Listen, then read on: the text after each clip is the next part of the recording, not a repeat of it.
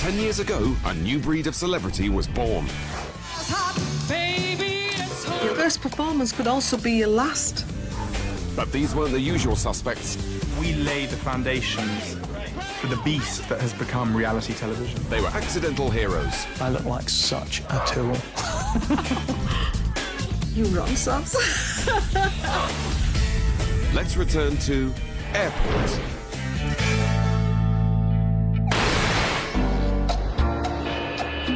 When the BBC arrived at Heathrow Airport to film their new docusoap, it was out with the old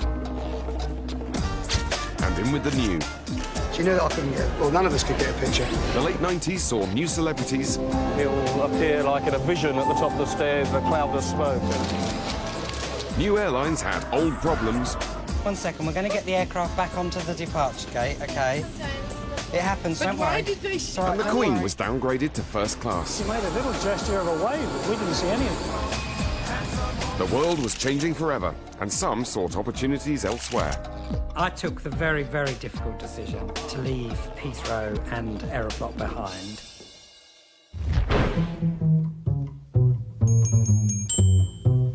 Sweet, sweet memories you gave. The resident Heathrow photographer Russell Clisby and journalist Steve Mellor made a living from the rich and famous. And once upon a time, they chased really big names. You know, even ones your mum would know. Bob Hope, Frank Sinatra. Bing Crosby, 6 American presidents, Nelson Mandela. Nelson Mandela, yeah, good one. Oliver Reed. Oliver Reed. Oliver Reed. Oh, all of them years. Fellow photographer Dennis Stone knew a Hollywood legend when he saw one. All right, Joan. Joan Collins is one of my favourite members of the airport. She's been in and out so many times. She knows me from old. He remembers the days when the stars knew their worth and enjoyed playing the game. You're very saucy. Dennis, yes, is an old friend. Since I practically live at the airport, I've seen him millions of times. Thank you, Joan. Very good. I even sent him a birthday card. One of his big birthdays. She's fun, she's enjoyable, great sense of humour, and loves to be photographed. And we love photographing her. She makes good pictures for us. Kiss goodbyes. I'll see you soon. So, thanks a lot, Joan. Bye. Nowadays, the stars are a different breed. They're mainly one-hit wonders and wannabes. The people that do come through now, the CD-list celebrities, quote celebrities. Even the hot celebrities keep stum. It's all so much more controlled now. People don't tend to speak off the cuff. These days, they seem to try to keep it quiet. And they don't want to be photographed here, there and the other. You know, I mean, that was shot from very low, like looking up, and, you know, the hat, she knew. She knew that I couldn't get, well, none of us could get a picture. It used to be so much easier getting to the stars. She flies. Concorde flies at last. Yup, the supersonic Concorde was super luxurious and a magnet for any aspiring celebrity. But even that was to change. A technological triumph of the 60s, it became a commercial nightmare. Concorde is no longer profitable to fly. So, after 30 years at the top, Concorde was forced into retirement, to the dismay of the exclusive clientele. Quite a few Concorde regulars are taking one last trip. It's a fantastic aircraft. It was a great, great achievement. But how would the press cope without this celebrity conveyor belt? Now there's no Concorde. The A-list celebrities tend to use private jets into other airports. Anita Newcourt in the Royal Suite looked after the private jet set, including Prince Andrew. Your Highness, good evening. Well? Yes, thank you. Every single movement that we have through any of the VIP suites has to be almost perfect, if not absolutely perfect. That's the job. It's only dinner tonight, and then tomorrow is the stone. Hence the get-up. Well, I've got to go to dinner. Well, I'm having a dinner tonight, so... I hope you're not late for it. No. I won't be late for it. Everybody else will be early. Anita could hobnob with the best of them, but that was only part of the job. There are lots and lots of problems at the airport for VIPs, security, safety, working with customs and immigration. So we've got to work with a lot of people to get the show on the road and to make it work. One of the main jobs was keeping the press pack away. Andrew's ex-wife Fergie enjoyed the refuge of the royal suite. One of the secrets of this job is just to be discreet, and we try and do that. The Duchess of York was getting quite a lot of hassle from the media about various stories. When she came through the suites, I think she'd find us a bit of a sanctuary away from the outside world. Sometimes when you're coming in and you're tired after a long trip, then the first thing you want to see is a happy, smiling face, and that's what you get. It's fantastic, it really is, because it really makes you think, oh gosh, OK, someone's pleased to see you. Nice to see you again. 2 Delta. But even for royalty, things aren't what they were. London Airport. Queen Mother, of course. Back in 1961, the Queen leaving Heathrow was a national event. She had the whole family come to send her off. And a wave to all those of us who watch. Even half the government turned up to make sure she got off okay. And to the Earl of Hume, the Foreign Secretary, for Mr. Sands. Smoothly and powerfully away into the sky. Next week on BBC television, the Queen gets into a jolly big car. Fast forward to 1995, and the Queen's standards have dropped. She took a commercial flight for the first time. Very nice day. For photographer Dennis, she was still one of the few who played ball. I photographed the Queen on many occasions, and usually she's fine. You get some nice photographs of her. She don't overdo it. Like, she's nice and regal, which is always nice. She has to be, and we all appreciate her for it. But on the one big occasion, she was going out on a commercial aircraft, and I had stood myself nicely in the position to think, I'll get a nice picture for going up the stairs. Of course, the car turns up almost in front of us. Think, well, I can still look over the top there. And she went up, and everybody went up with her, so couldn't see her at all. She was blocked out by her entourage. So all we could see of the Queen was somebody else's hat in front of her face, even when she turned around. I believe she made a little gesture of a wave, but we didn't see any of it. So as far as I'm concerned, useless. I have to explain to my editor that it all went wrong. Dennis didn't get the snap, but it's rumoured that she had to endure the terrible food, screaming babies, and the great unwashed, like the rest of us.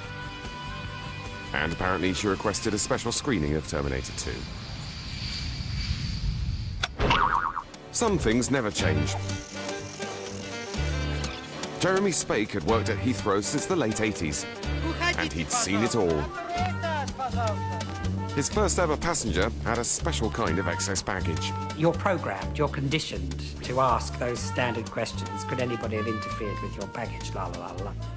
And I just vaguely remember saying to this woman, could anybody have interfered with you? And she just looked at me, and there was this completely blank expression on her face. And everybody around looked straight at me and said, did you really just ask her if anybody could have interfered with her? And I hadn't noticed that she was pregnant. Often it was new technology causing old problems. Oh, the baggage belt appears to be non-operative. It's fairly new, the system, and it seems to be having quite a few teething problems, to say the very least. But as the excess baggage meister, Jeremy wielded the kind of power which would corrupt a lesser man. You want to check in? He had to decide whether these Chinese students could take back 1/2 a ton of books. You know, you're a student, you're inevitably going to be buying books, aren't you? And these people present themselves with 200 and 300 kilos of baggage. See, the thing is, let me just say to you, you need to be honest with me for me to be able to help you, OK? And inevitably, they've got to pay something. How cruel of me would it be to say, actually, tough, you've got to leave all the books behind. We're going to have a bring and buy here later at the end of the day. Jeremy's human side shone through, and he did his bit for international relations. Yeah? We'll need to see your hand baggage when you check in, but if you've got 24, fair enough. Yeah, no problem. All right?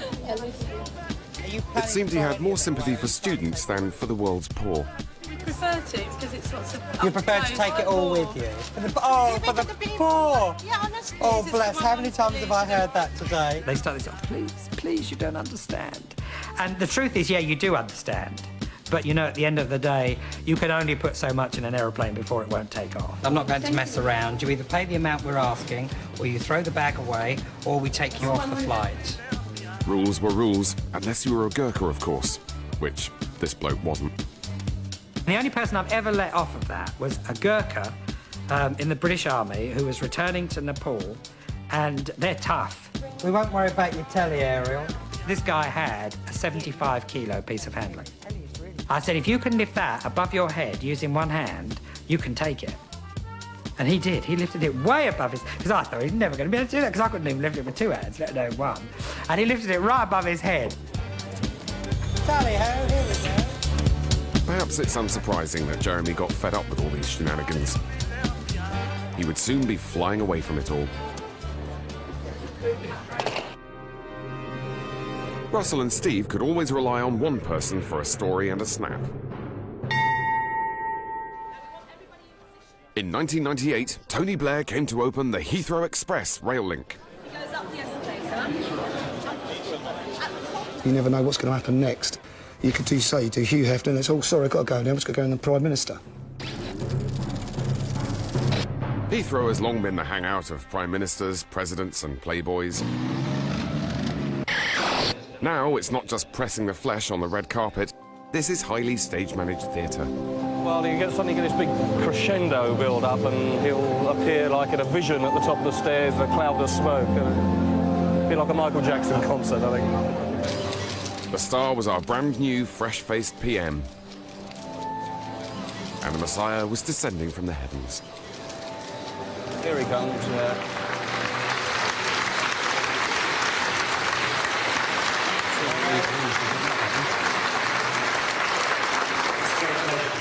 This was back when we laughed with him. Told by Ron Hall that this is the button that I have to press. You see that they don't have a great deal of faith in the ability of politicians. So I don't think you can miss the button as you get onto the platform. You can't. Steve was thinking the same as everyone else. Please shut up and just press the button. I'm not quite sure what happens after that. Oh, he's pressed it. Darkness. Music. What's going on? What are those spotlights doing? What's going to happen? This is thrilling. This is massive. Oh, a curtain! And... right. Okay. Good. This was a train they couldn't miss, but luckily Steve had perfected the art of running without the use of his arms. You've got to be fit to do this job, I tell you. And are you? No. Here we go. Sorry for this. That's it.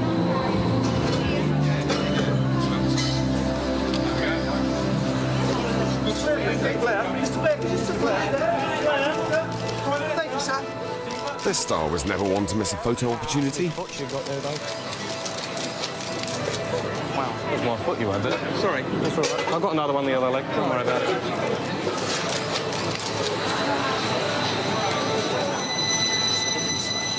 The era of the stage-managed celebrity would mark the end of the line for Russell and Steve's gravy train. There we go. Job done. In 1999, there was one astronomical star whose movements they could be sure of. But was it news? It came from outer space. It made everyone stop and stare. And it was a bit rubbish. So Steve and Russell discussed tactics over a cup of tea and a Danish. I think it was in '99, there was a total eclipse of the sun, and we were trying to get some sort of Heathrow angle on the story. Didn't quite know what. I mean, I've already had one tabloid paper came on to me and sort of said, what's happening with the airport? Is it coming to a standstill? Will they stop flying and things like that? I mean, they don't stop flying at night. It's not that they can't find out where they're going. So we're just going to watch it and see what happens, I think. We've gone behind the clouds here. The sun's over here, so it's tracking that way, so... They needed a human angle. When in doubt, go to the car park. The sun's so high. Yeah, it's about 93 million miles high. Not exactly a fashion statement, is it? BBC would say, no, it would be a great story. And I was just thinking, this is impossible. I mean, we're going up onto the roof gardens. There's a guy with a welding mask. So where'd you get hold of that, or is it part of the job? It's part of their job, yeah. Is it? Welding mask. Welding mask? What can you see through there? I mean, can you hold it up again? And trying to shoot through the welding mask to get the sort of gradual eclipse. Imagine trying to photograph an eclipse with a normal camera where you can't. You have to get special gear and all that. That is Robbie Williams. Just do a picture if you're doing that. Oh, that is Robbie Williams. Oh, no, it's not. It's All Saints. Steve's an expert in asking difficult questions of prime ministers, football heroes and film stars. How will he cope with a 12-year-old boy? What did you think of the eclipse? He doesn't understand. He doesn't? Oh, right. Can you ask him? No? All right. OK, thank you. Have a nice day. Reflecting off the lens. Like, really Another bright. spectacular failure on the interview department there. All right. It all comes down to this, up some steps. We tried all sorts of locations and we ended up standing watching the eclipse of the sun, which is an event that happens every 100 or 200 years, standing outside some porter cabin somewhere with our backs pressed against the wall. This is a monkey with a computer, look. Which end do you look through? Oh, yeah. Oh, God, look at that. It was all a bit of an anti-climax, really. But nothing happened. No one's jumped, I take it? No? No one's jumped? No one's jumped, no. No druids. No. No rats. No locusts. If I remember rightly, it wasn't. Oh, is that it? That was it. Nothing. Another day at the office, mate. This star had been eclipsed. But was this a bad omen for the future? For the BBC, however, no news could be good news. In fact, sometimes the more mundane it was, the better. The production team said to me, we want to film you driving to work. I thought, well, OK, fair enough. It doesn't make a lot of sense to me, because how boring is it going to be? Exactly. Driving to work around the M25. But if anyone could conjure up magic out of a traffic jam, it was Jeremy Spake.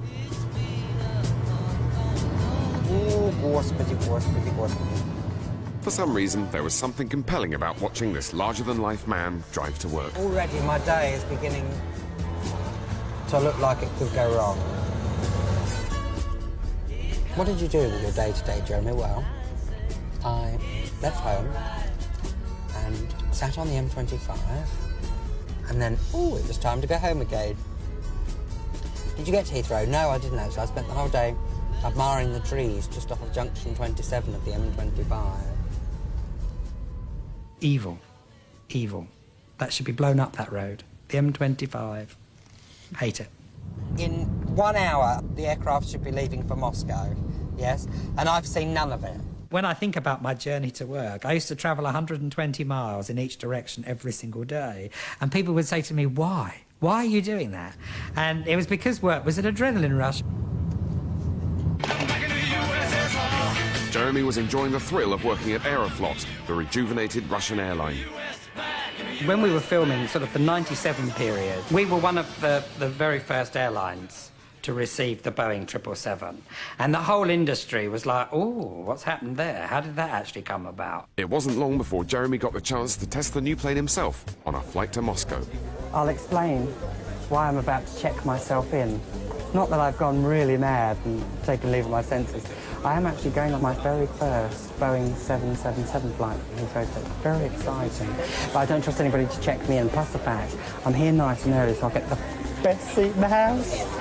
But things went wrong even before the plane left the ground. And what made this worse was the fact that I was actually going on this flight myself. Now, have you got any baggage? No, I've got no baggage at all, thank you very much. Hand baggage only, do you mind? I don't need to ask you if you packed it yourself then, really, do I? They better not go without me. It's very embarrassing. I nearly missed that. How embarrassing. That is so embarrassing. With Russian relatives, Jeremy often had reason to visit the motherland, and today he did it in style. There's all these buttons on here. It's got loads of buttons to make his chair comfy. Looks, I mean, there's... Do you know when you get in a plane, normally there's just one button to sort of push it backwards? This one's got one for your foot, one for your bum, and one for your back. And probably an eject as well if I cause too much trouble. Little did he know that it was the woman right behind him that would need ejecting. I can hear in the background this South African woman, and she seems to be getting slightly excited. She thought she was going to Paris. And there's been this "No dame и господа, добро пожаловать на борту наш самолет Boeing 3 So there's been this announcement made in Russian. You know, it's a fairly distinct language. It's almost impossible to confuse that with, shall we say, French. Oh, we're off. So she gets up and she starts shouting at the stewardess, "Why is this aircraft not going to Paris? Where am I going?" And she said, "Don't worry, you're going to Moscow. It's very nice." So the stewardess completely missed the fact that this woman was on the wrong flight and was trying to convince her that she should just shut up, sit down and enjoy the trip. Сейчас, подождите, у нас проблема здесь. У нас пассажиры в Париж на борту самолета. So, of course, I then go onto the flight deck and the captain thinks I'm the reason he's got to go back to the terminal. And he says to me, "Idiot, what you're doing?" I said, "No, I'm coming with you, comrade. It's this woman here, this fool. You know, she's completely lost her brain." I couldn't understand this. What's going on? How can they stop the flight to Paris? Hang on a sec, man. We've got to stop this aircraft first. Okay, so if you hang on 1 second, we're going to get the aircraft back onto the departure gate, okay? It happens, But don't why worry. did they... It's all right, don't worry. I Once mean- we're back on the stand, the aircraft's next door, Now, so will we'll be able to sort the problem out. will the aircraft Well, we'll wait have to for sort me? that out afterwards, madam, you know?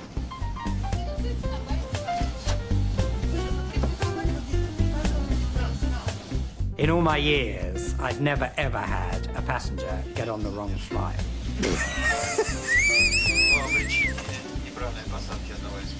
And so we kicked her off and went on our merry way. Well, Moscow, here we come.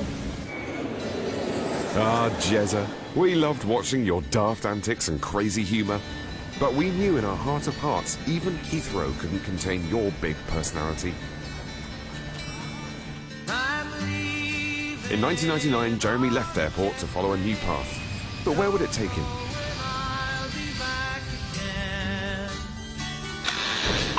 Today, it's all change at Heathrow. Back in the 50s, increased passenger numbers led to the building of Terminal 2 and the famous Heathrow Tunnel. 50 years on, and Terminal 5 is almost ready. Anita still manages the Royal Suite and can't wait for the opening. What keeps me at Heathrow? This excitement. Every day is different. She's getting a whole new VIP suite, and she's been involved since the first brick was laid. It's going to be a new challenge, it's going to be exciting, it's going to be a great place to work. I am thrilled that we'll be there. Terminal 5 will be larger than Hyde Park and increase capacity to 90 million passengers a year. Wow. The scale of this place is just so enormous. For Anita, it's as important as improving her own home.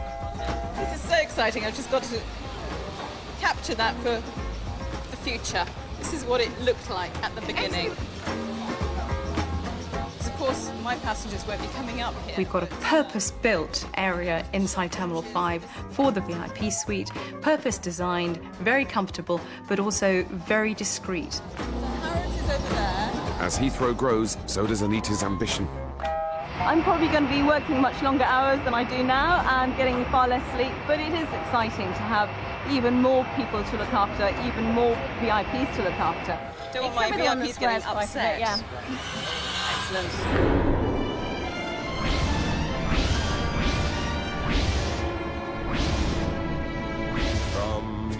When Jeremy gave up his day job with Aeroflot in 1999, he gave up a direct link with his beloved Russia. My family are from Russia. It hails as part of who I am. I think the country is just the most amazing place on this planet. It's in my blood. Jeremy says he's now a citizen of the world. I really don't know where my home is. You know, some would say my home is Moscow, some would say my home was St. Petersburg, some would say my home was, you know, England, some would say my home was, you know, Africa. My home is wherever I am at the time, doing whatever it is I need to do. Today, Jeremy's in London, or what Russian emigres call Moscow-on-Thames. Oh, marvellous. You see, now I'm actually at home because this particular shop, which is in Bayswater, is called Kalinka. And it's a very famous Russian name, but you can buy all these wonderful Russian things in here. It's possible to buy pretty much any sort of major Russian ingredient you want. The salads, you know, very famous gherkins. It's impossible to sit at a Russian table and not have gherkins. So there's just such a huge choice. Oh, I'm hungry. It's making me peckish. Where better to satisfy your hunger than a local Russian cafe with live entertainment? This is what you want. This is kind of sitting here, nice cup of chai, some vareniki, lots of lovely music. You know, this is like Moscow in madness. It's wonderful. If somebody asked me where my real passion is, my passion is Russia. So that's the place where I feel most at home. Who needs Russia when you've got him? Hey! Steve is still working the corridors of Heathrow, but it's harder than ever. With more controlled PR and less accessible celebrities, Steve has found stories harder to come by. It's oh so still. It doesn't seem to be that there's many news stories around now. We used to get stories whereby if there'd been an event in the world, the first eyewitness accounts you'd get would be when people arrived back at Heathrow. As resident press with all access passes, Russell and Steve have the run of the airport. Any message for the fans at all? Not as comfortable directing as I am. Louise, what's it like to be home? Thank you. That was the result, wasn't it? But for hard news, Heathrow isn't the place it once was. There's not as much news around. You have to put in a few longer hours and walk a few more corridors and things like that. I'm seriously thinking of actually doing something else. I've done 35 years at the airport, and to some extent the buzz has gone out of it. So I think I could do with a new challenge. I'd always been a musician. Since the age of about 13, I've been playing guitar and writing songs and things like that. And it's something I still do. When I get back from the airport, it's about the first thing I do is come in here and just mess around with music. It's something I've always loved doing. The job I've got is, you know, fabulous. Like all my heroes, I've managed to meet them all. Paul McCartney, George Harrison and the Gallagher brothers. The only one I regret not meeting was John Lennon. He never came through the airport when I was there, and he's probably my biggest hero.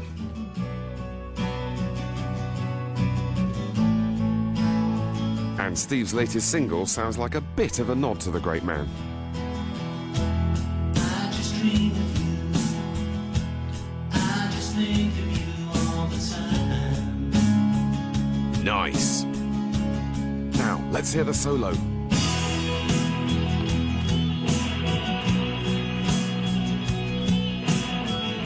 It's a hobby. If I could turn that hobby into a job or a career or something, it's something I'd like to do, but I don't. Maybe I've left it too late.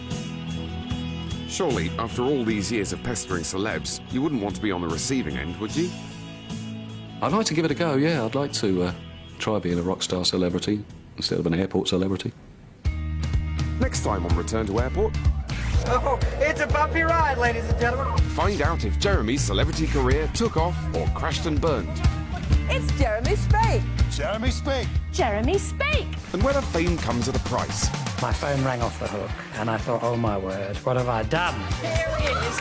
And how did everyone else cope with their newfound celebrity? You wouldn't bloke off the telly. I think, who's that? I think that's going to be written on my gravestone. Here lies the man off the telly. And there's more from Airport here on BBC4 on Monday.